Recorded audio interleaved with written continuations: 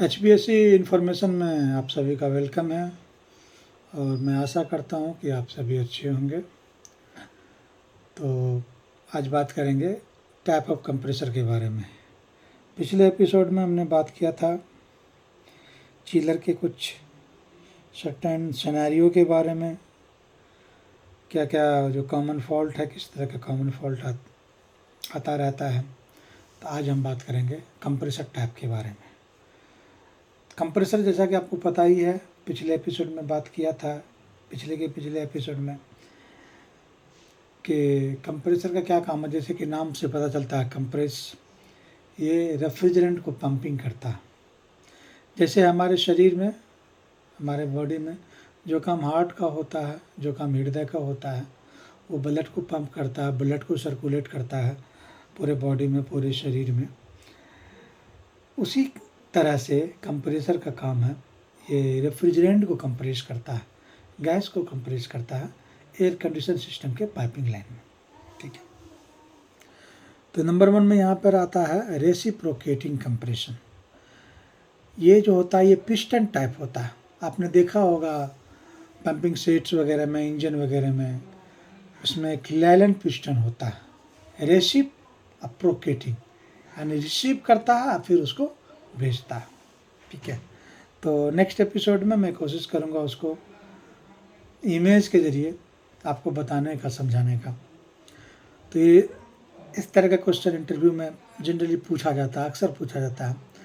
तो काम क्या करता है, ये पिस्टन सिलेंडर के अंदर जो है ऊपर नीचे चलता रहता है।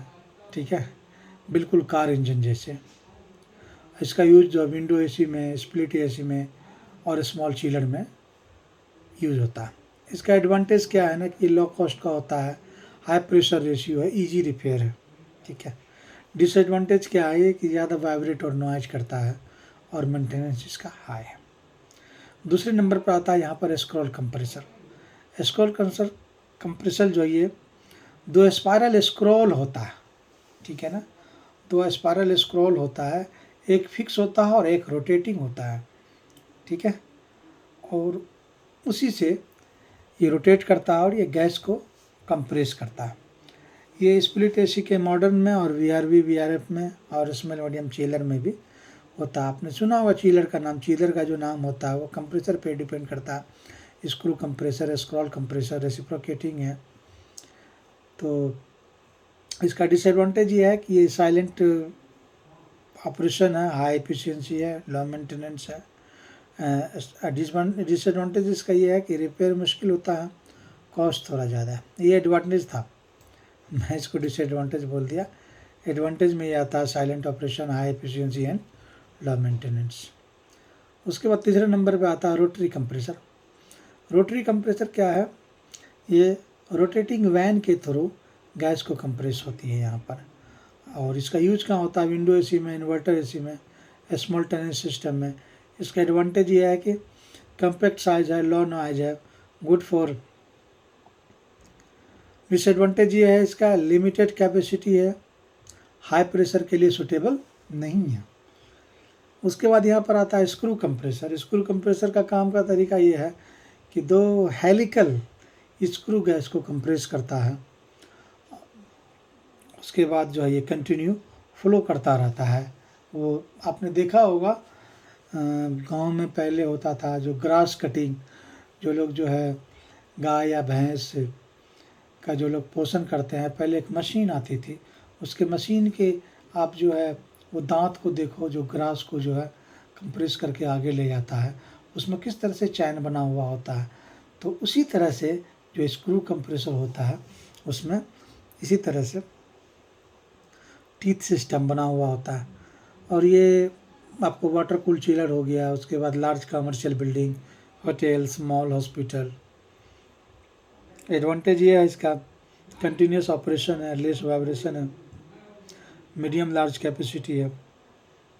इसका डिसएडवांटेज ये आ जाता है कि इनिशियल कॉस्ट हाई है, स्किल इसका जो है मेंटेनेंस चाहिए। काम का तरीका क्या है कि high speed impeller, centrifugal force.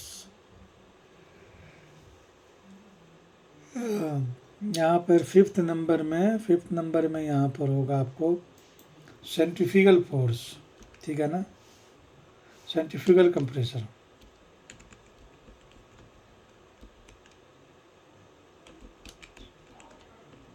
Centrifugal compressor, इसका काम करने का क्या होता है, ये हाई स्पीड इम्पेलर है।